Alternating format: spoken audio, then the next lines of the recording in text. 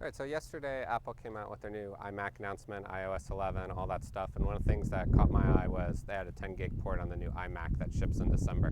So I figured let's take a road trip to Fry's, let's see what they have, and let's see how many 1 gig and 10 gig type products they have in there to sort of see where we are now and where we're going to be over the winter as folks begin buying new products and begin connecting these new PCs to the network. You're not going to have a 10 gig port and connect to a 1 gig switch. That's just not going to happen, especially at the high end.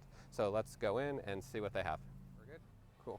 All right, so now we're looking at this broadband access point. I thought this was pretty interesting here. So we've got ARRIS, for cable modems, and this product can do Wi-Fi up to basically 2 gigs. However, if you go to the back, you can see it's got a bunch of gig ports.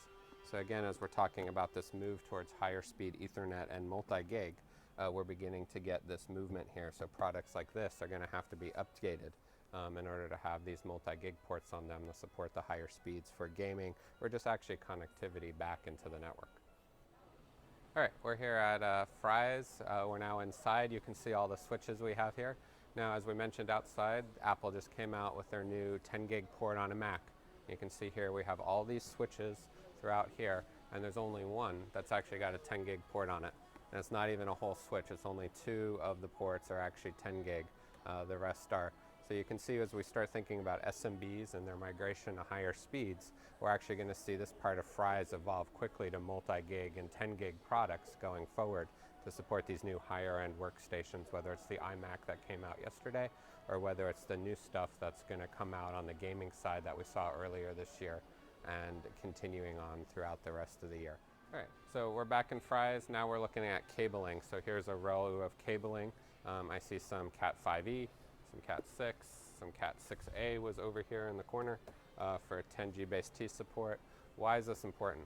Well, now we're starting to connect all these high-end access points to the network, and they need capacity. And so as we move from gig to multi-gig, in order to get 100 meters or this long distance, we're going to need these higher-end cables, which cost a lot more. So we need to think about that. It's not only just, do we buy a new switch, do we buy a new access point, but what about the cabling behind? So it's not just increased cost of the equipment, it's increased cost of the cabling.